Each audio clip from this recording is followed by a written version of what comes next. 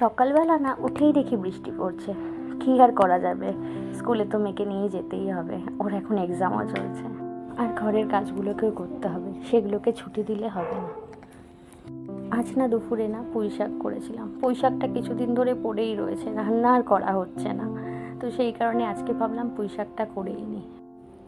আর সাথে না টক ডাল করেছিলাম আমড়া দিয়ে, ডালটা সেদ্ধ করে রেখেছিলাম, শুধু ফোড়ন দেওয়া বাকি।